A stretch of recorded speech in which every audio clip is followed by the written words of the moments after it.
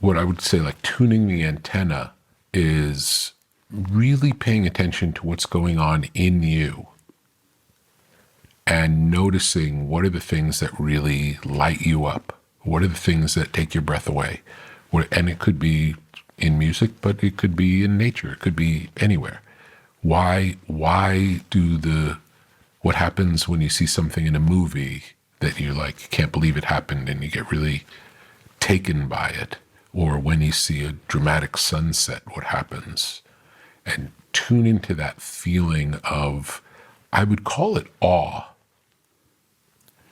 And then when you're making things, that's kind of what we're reaching for. There's not a formula to get there. That's how it happens. It doesn't happen, rarely happens through intention. It happens more by accident while you're planning something else. It comes upon you and you recognize it in the moment.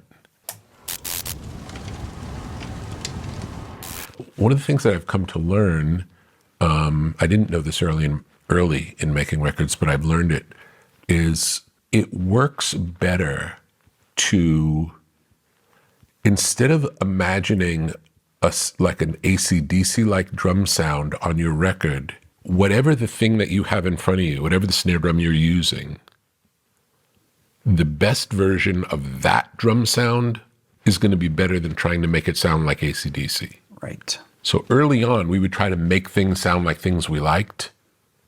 It doesn't. It does not work. But if you take whatever it is and make it sound the best it can possibly sound, it's going to sound interesting. You may have to switch out the snare, that's another possibility. But typically, using the things you have and making the best of what those things are, instead of trying to turn them into the thing that you wish they were, is a really good way to go. The one really important thing, well, one of the many important things that my teacher taught me was that I am not the owner of my talent. I am the manager. I share in one of the studies, I talk about writing my first song, for example. And I was very conscious at that moment after it happened, where did that come from? Well, how did that happen? I didn't grow up with musicians. I didn't grow up with songwriters. I didn't have a goal to be that. Where did it come from? And you see that, that was a gift. What am I going to do with that gift? I think what often happens in substitute of what you said is we have an idea and then we try and manufacture that set of inputs and outputs again to get that again. And then it doesn't work. Mm-hmm. And then we're confused because like, wait a minute, last time I did this and did this and did this, then I got this, and now I'm trying to do it again. And then you get stuck because now you think you can't do it. Mm-hmm. But the reality is that's just a very functional way of looking at something that's far beyond input, output, and call it what you like, magic. I think it's magic. I think when you channel artistic ideas and you have creative visions, it's magic. And when you overthink it, or you start thinking about how much of that you own, you stop it. It definitely affected my work. I became conscious of the fact that I am channeling light. That's what I'm doing. I don't own it. It's not mine. I'm a vessel for it. I'm a vessel for this. My upbringing was pretty amazing, where it had structure. And now here I am over in this other side where, wait a minute, you mean I don't have to remember anything, I can make up something. Whoa. I can just make up something.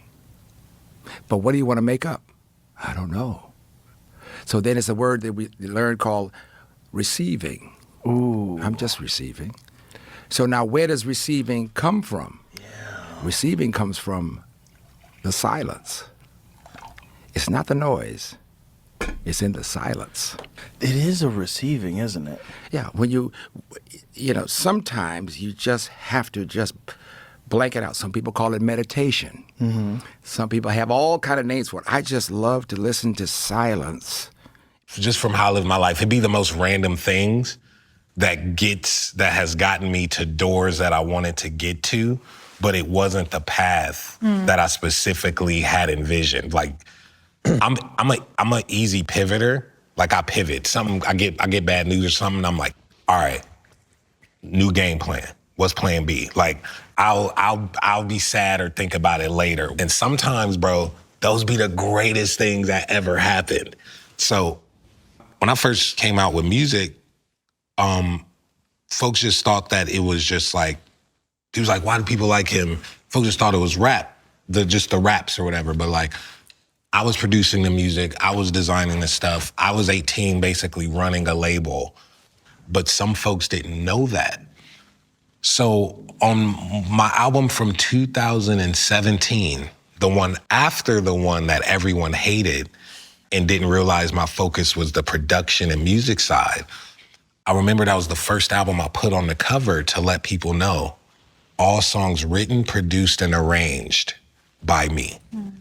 You have to tell people who you are.